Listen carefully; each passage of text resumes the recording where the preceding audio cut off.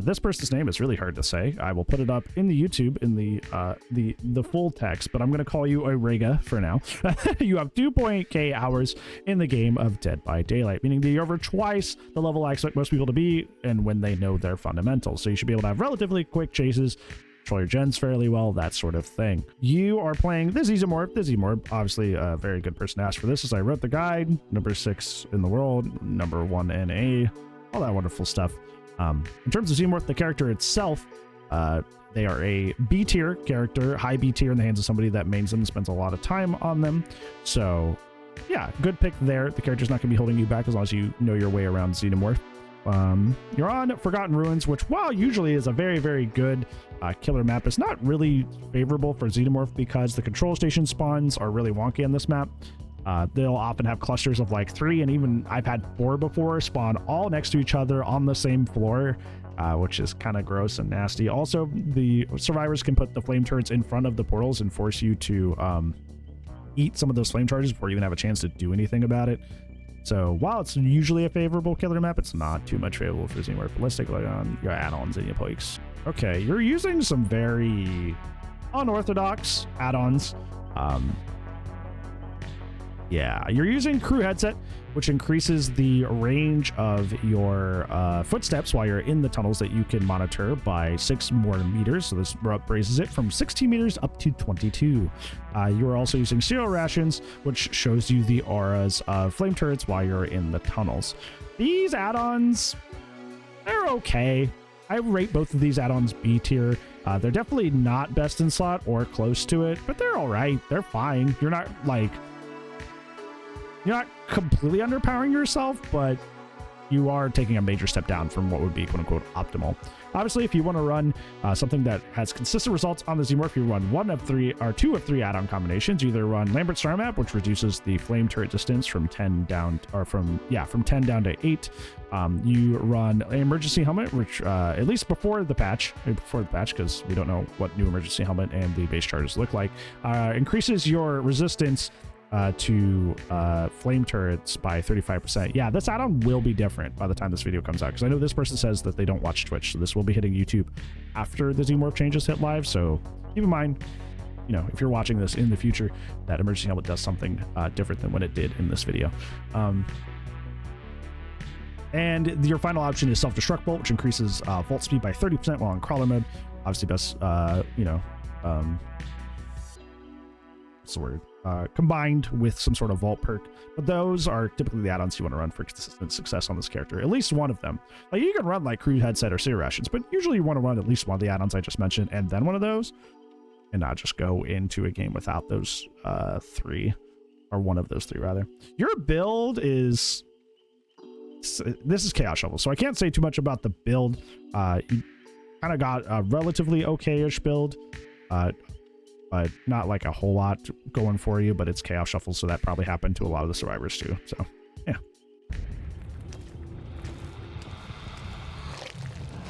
If it's too loud, let me know. If I need to turn it down, that's fine. Audio bouncing with the match reviews is always kind of wild, because like some people have loud volume, some people have quiet volume. That's always a struggle to balance for both. I like the option to just take the safe hit, because why not? Over there.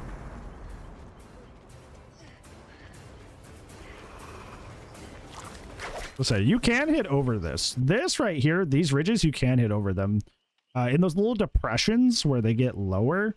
Can't even see it because of my head, but these little depressions where they get lower like that, you can't hit over those. If they crouch, you can't, but if she was just running like she was, you can actually hit them over that.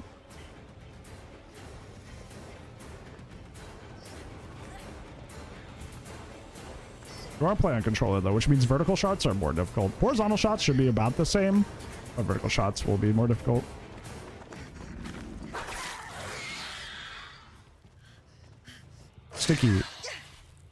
Stinky. They are not playing in English, because I'm assuming they're either not.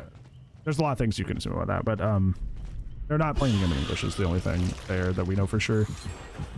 That's what they're referring to. Many reasons that could be the case, but the game's not in English. That's what they keep looking at. Don't look at the screen. Like in their button prompts down there.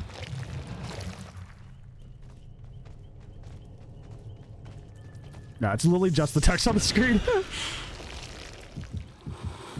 Okay, if you don't know, you should all that is entirely on you right there. You saw that turret right there next to you sparking, and you run right by it. You even look at it. You even straight up look at it, and you decide to do nothing about it.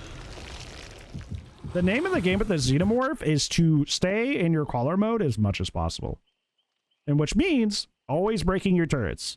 Or if you're gonna ignore a turret for like, just only do it for like one loop and then break it. You should ideally be breaking these as soon as possible. So the fact that you not only ignore it, but also look straight at it, don't break it, and then get knocked out of your power, that's 100% on you. You definitely should have broken this here.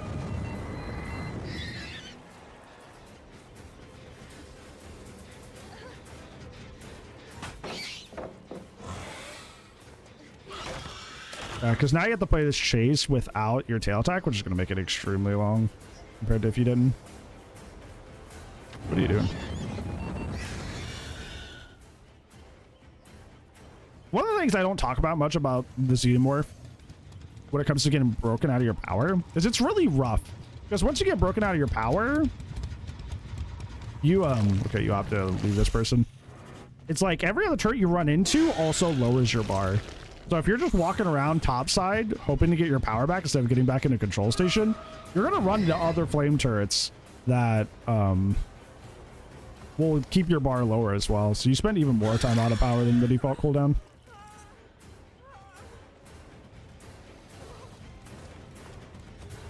You can tail attack right here. Gotta go for it. Choosing this slug here is interesting, especially since you don't have a lot of hook progress so far. You only have one hook on the board and you're choosing to slug. I guess trying to get colorblind value, but colorblind is more of a companion perk. It doesn't stand on its own anymore. Yeah, they already got Jane up now. You're not going to be able to stop this gen from popping. So I don't get what you get out of that. Also, very good that you went for the basic attack there, because flame turrets are still bugged, but if somebody is actively placing one, sometimes your tail attack goes through them. Why, I'm not sure. It's a bug that behavior is addressed and fixed before, but it just kind of came back, so keep in mind that that bug is still in the game. There's a lot of bugs with that, with the Xenomorph that either get fixed and don't stay fixed, or have been there since the beginning and will, I guess, evidently never be fixed. I was crashing out earlier and stream about the turret invincibility one, because I ran up to do a tail attack, like a strafe across two a double turret set that was right next to each other, and one just survived it and the other one didn't. And I'm like, dude.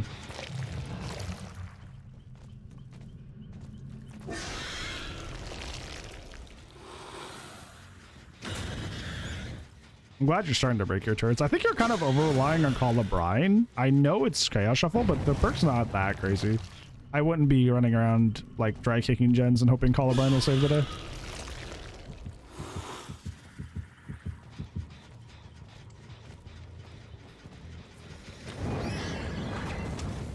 Good job to go for the tail attack there. If you're not running turret add-ons, you're not going to be able to like run up and lunge and hit it. So you have to go for your tail attack there.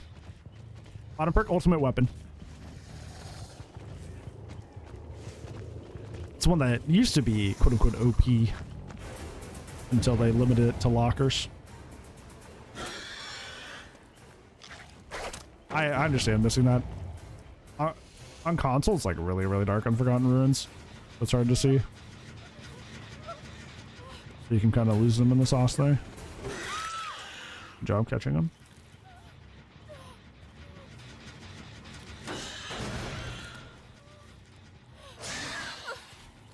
I said this before in the stream, but it's like, it's always just so goofy to me. Like, I get that they're different teams, right? But the fact that they went back to look at Xenomorph and it was like, we'll just like blow up your character. We'll put him bottom 10. But like, the fact that they still have so many outstanding bugs that have been there since release, and like, it just kind of felt like it was like, you know what I'm saying? There's a phrase to that. It's like, you only pay attention to somebody when they're acting up. Otherwise, you just ignore them. That's like what it felt like. Yeah, you exist only when you're being a problem. Otherwise, when you need help, I'm ignoring you. It was just bad feedback. Also, you're spending so much time outside of your crawler mode this game that it's really hurting you. A lot of your chases could have been better if you just had your tail attack, but you spend a lot of time just as M1 more. When you're in this situation where you're trying to like come up next to somebody that's on hook, you can just wait for the unhook and you don't get the slow crawl out speed. Because it only counts for when somebody is on hook. You can just wait for the unhook and then come up there.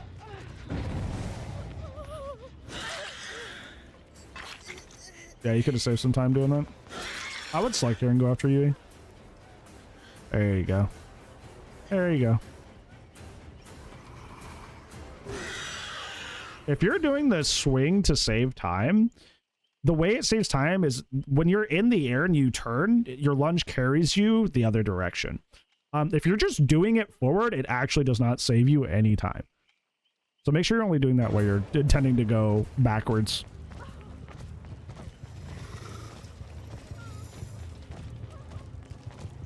Because it doesn't save you anything if you just do it the same direction. You lost Yuri there, which is unfortunate. You really needed her dead.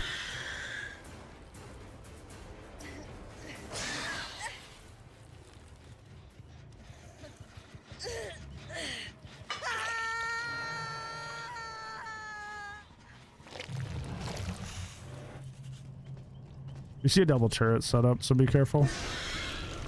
You see that on Zero Russian? The fact that, honest question, I'm not saying this at all to be like any way like shaming you or all, but why are you running Zero Rations if you don't pay attention to turrets? The whole point of running Zero Rations is if you're still getting better at Xenomorph and you need an idea of where turrets like to be placed so you can anticipate counterplay for them. But you don't break your turrets, which you absolutely should be, but you don't break your turrets. So running the add-on for turret counterplay when you do not perform turret counterplay is might as well you just shouldn't be running a second add-on at all. That should just be a dead slot because you run this and you don't use it.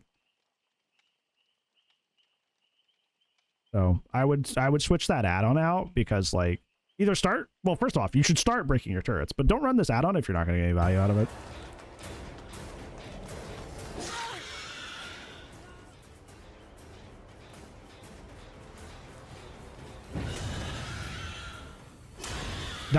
That setup especially, they were so close you could have strafed hit both.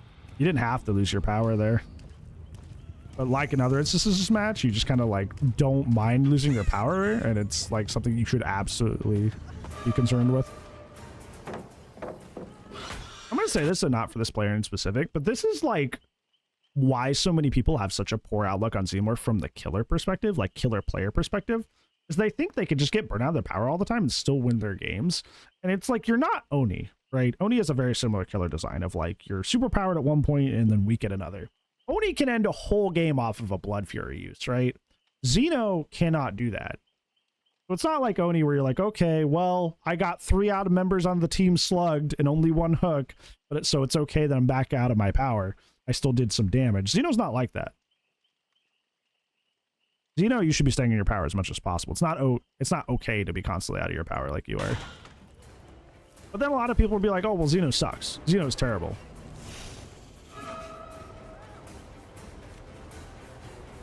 Aliens all triply, yeah. Well, people will do that too, Stinky. Like, people will, like, play Ghostface, get broken out of the shroud all the time, and try to play, like M1 Ghostface, like battle Ghostface, and it just like doesn't work, right? But that's definitely why this match has been so hard for you. But the point I was trying to make earlier is like, then people would be like, well, Xenomorph sucks. It's like, well, you don't really, if you put that minimal effort into like trying to stay in your power, like, yeah. Like even Trapper would be better in these scenarios, right? Like, of course. You have no advantages in crawler mode. Or not crawler mode, standing mode. In your standing mode, you have no advantages whatsoever. You're not faster. You don't have a longer lunge. You don't have a shorter Darius. You got nothing. You are just a base default killer in DBD. Yeah, that's the right choice here to get her out.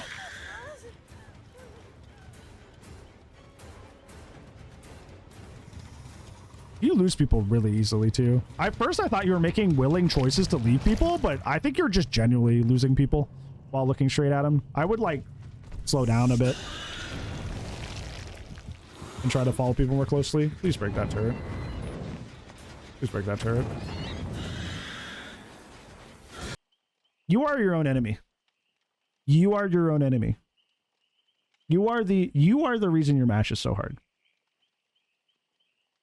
Every single time you ignore one of these turrets, that is why. That is why your match is so difficult. Well, yeah, but it's like, it's turret shame, but yeah, you should, but like they should have broke it to begin with, right? That if they just broke it, it wouldn't have shamed them, right? Hey, Blue, how's it going? It's the black guy. How are you? You're making your own life harder.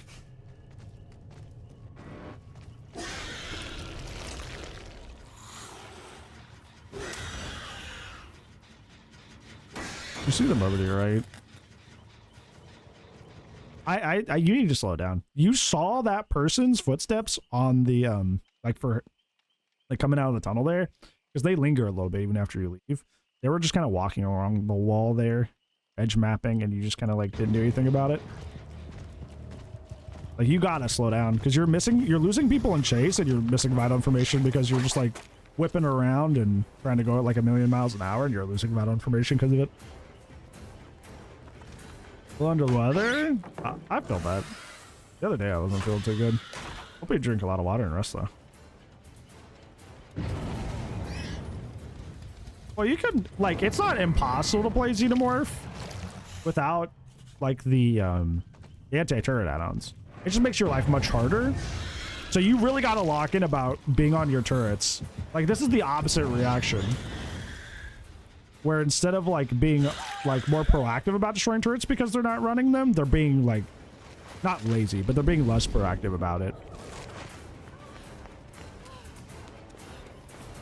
It's like, think about like Nemi with like the Marvin's Blood. Marvin's Blood gets you into your tier 2 like immediately, right? You don't have to run Marvin's Blood, but like in terms of your infection economy, you got to be a little bit more proactive if you're not running it, right?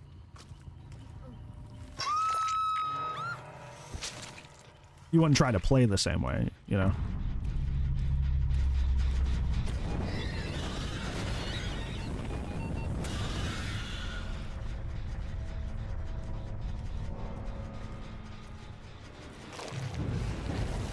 They finally found your Undying.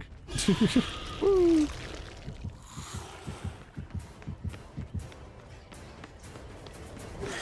I do something now? Yeah. Like, job is just a job. Well done. Thank you. I appreciate that. I gotta update it. I gotta spend some time Wednesday night updating it with all the new Xeno stuff. Which is funny because we get another round of super severe storms on Wednesday. Oh, I gotta do that and worry about severe weather at the same time. But yeah.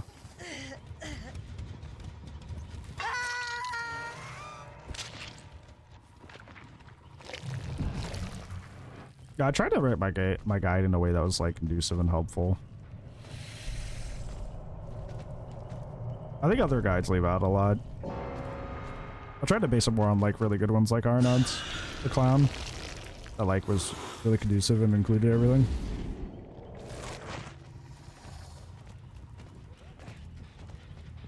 Because like, especially with a character like Xenomorph, where like, if you go to look at like the wiki for Xeno, like the information's all over the place. Like, you don't get all the information up front. Like, the movement speed is on a different wiki, or turret info is on a different wiki page. Like, there's just a lot that's just like all over the place. Yeah, crouching or being hindered at all, i.e. holding a turret hides you.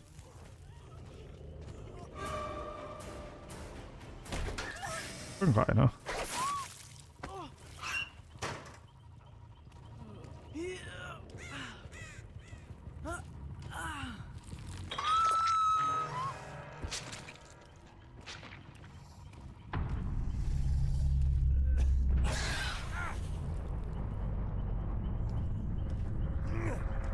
No, that's smart. That's smart, Stinky.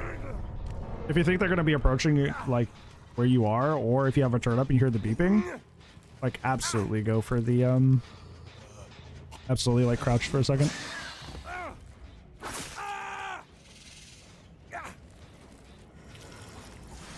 No, literally, that's why like terminology is so important to the guide, because I wanted you to know what we were talking about before we even got into it. See ya, Leo. Thank you for hanging. Also, this one technically broke the rule. No, it didn't. This was at 1. Okay, barely didn't break the rules here. Keep in mind that if you're gonna submit a match review, it has to be a loss or a very, very close win. This one barely happened at 1 gen, but keep in mind, you should be getting, if you're getting a 4K and you're submitting a match review, make sure that's at 1 gen or less. This one barely clutches that, barely meets that requirement, but just keep in mind that that is important. This series, first and foremost, is to help struggling players who truly don't understand why their games are going so horribly or why games are so like stressful for them. I'm trying to keep it for struggling players that want to improve, and keep as many people who want to just like show off or, oh, hey, Brand, would you want to look at my game? Like that sort of thing. Like, try to keep that out of there. Just keep that in mind. In terms of your main takeaways, the one that is the biggest one and the one that's like an emergency that you need to fix like right now is you gotta counterplay your turrets. You gotta break them. You gotta break them. Sometimes you break them, and a lot of the time you don't. You are very lackadaisical when it comes to handling your turrets. And as a result, you spend a great deal of this match outside your power.